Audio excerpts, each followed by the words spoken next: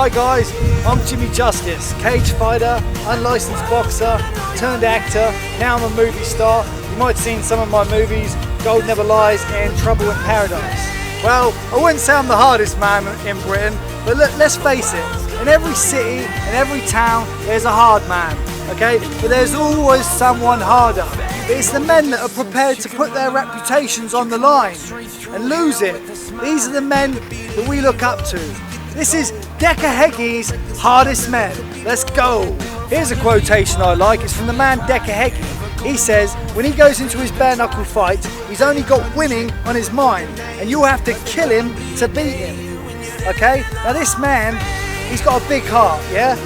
But the men that he looks up to have also got big hearts and a lot of courage. Okay? So we're going to start with Ian the Machine Freeman.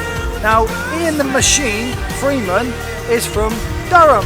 He was born in 1966, born on the 11th of October. He was the first English man in the UFC, the first man to beat the former heavyweight UFC champion Frank Mir. You're going to have a look at that fight right now. Take it away. First Grace, the Royal Albert Hall. Now tonight it's mixed martial arts, and here's the tale of the tape. Much older is Ian Freeman, a dozen years. 6'2" is Mir, 237 to Ian Freeman's 5'11", 219. The one thing though about the large Frank Mir, he still is cat-like in his My name is Ian the Machine Freeman. For those that don't know me, I am a UFC veteran. I am cage rage fighting championship. I have fought all over the world. I'd like to think I am or was the pioneer of UK MMA. Okay, next fighter on Decca Heggie Hardman is Roy Shaw. Roy, pretty boy Shaw. He was undefeated as a professional boxer. He spent many years in an institution for the mentally insane, but the system never beat him. Roy Shaw was one hell of a hard man. You'd only have to look in his eyes to see the pain. Now let me tell you, when Roy Shaw fought Lenny McClean, he wasn't in his prime, and if the two would have got together in their prime, it would have been very interesting. I'm sure you all agree. Roy Shaw, those punches that he took of Lenny McClean, unbelievable. Unbelievable how he stood up and got straight back up. That man was one hard man and an inspiration to any fighter. Rest in peace, Roy Shaw. I was bullied, believe it or not, because I was ever so small. The bullies used to wait for me because I could run fast. And they tried to block off the road, and I had to whiz by them, you know, to get away from them. But then one day after my dad died, I thought I ain't have no more of that. And I whacked them.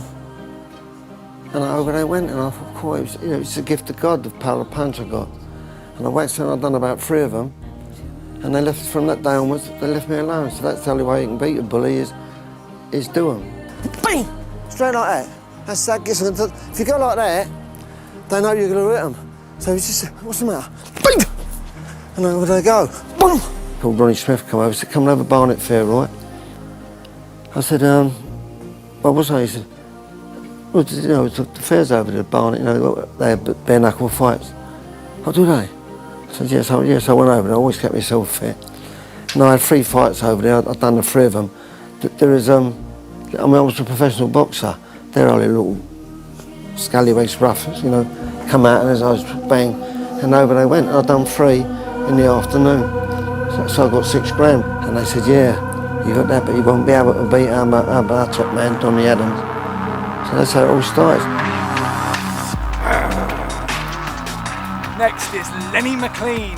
Now Lenny McClean, the governor, is Decca Heggie's idol.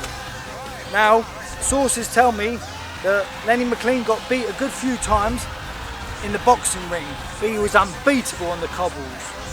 This is true, that Lenny McClean in his day was the governor and would have beaten any man. He had the tenacity of a bulldog. The man was a brute. I've read his book, he's an inspirational bloke, and yeah, he was the governor. Bosh, #1. I was 20 years known as the hardest man in Britain.